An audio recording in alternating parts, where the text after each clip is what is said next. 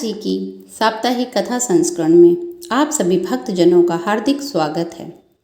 आज की कथा का विषय छत्र छाया।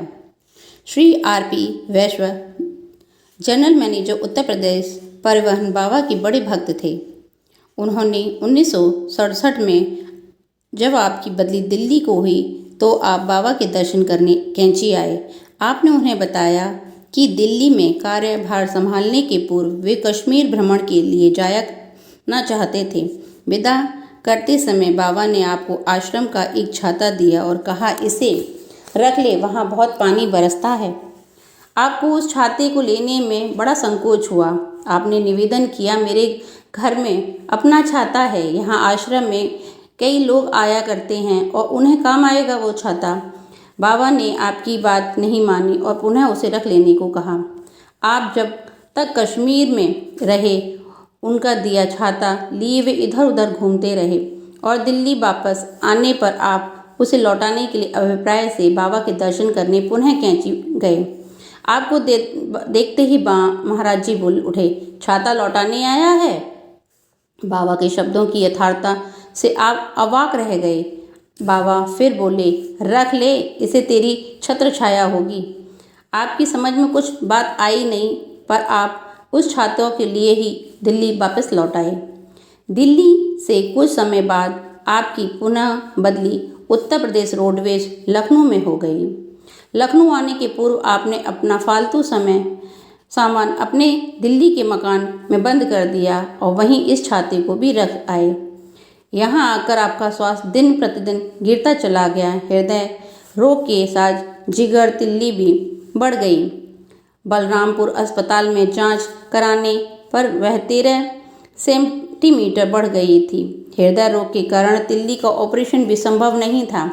अन्य कोई उपचार न होने के कारण आपको आपकी पत्नी के साथ अखिल भारतीय चिकित्सालय विज्ञान संस्थान के इलाज के लिए जाना पड़ा। इस कारण आप दिल्ली में अपने घर पर ठहरे।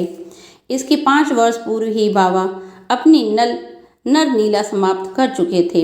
जब आप वहां भर्ती होने के लिए अपने घर से तैयारी कर रहे थे, यकायक आपकी पत्नी की दृष्टि महाराज जी की दी हुई छतरी पर पड़ी।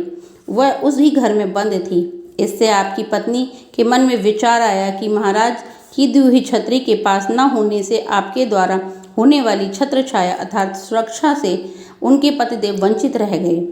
जब जून 1978 की गर्मी में कार में उस छतरी को लिए आपकी पत्नी आपके साथ अस्पताल गईं, उन्होंने उसे आपके बिस्तर के तकिए के नीचे छिपा कर रख दिया।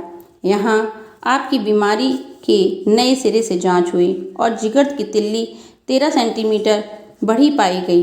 वैश्य जी को डॉक्टर ने बताया कि वह 6 महीने अस्पताल में रहने का पूरा इंतजाम कर लें, क्योंकि तिल्ली का ऑपरेशन उस स्थिति में समीचीन नहीं हो सकता और ये औषधियों के द्वारा ही आपको स्वास्थ्य लाभ कराना होगा।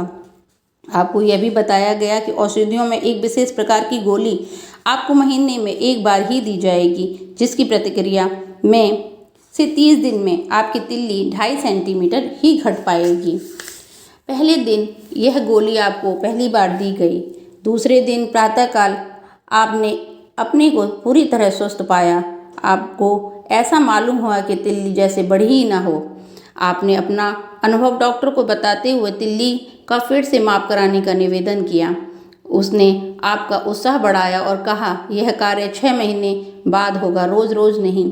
इससे वैश्य जी को संतोष नहीं हुआ। आपने अपनी पत्नी को प्रमुख चिकित्सा अध्यक्ष के पास भेज दिया और विशेष रूप से प्रार्थना करवाई और उनके आदेश से तिल्ली को पुनः नपाया गया। तिल्ली वास्तव में ही एक ही दिन में 13 सेंटीमीटर घट गई। उस दवा की गोली में ये क्षमता थी ही नहीं। सभी डॉक्टर हैरान हो गए, ये कैसे हुआ। इस पर वैश्य जी ने अपने तकिए के नीचे से बाबा की दी हुई छतरी निकाल कर दिखाते हुए कहा, इस प्रभाव से कहाँ छाता कहाँ तिल्ली, क्या संगति। बोलो नीम करोरी महाराज की जय।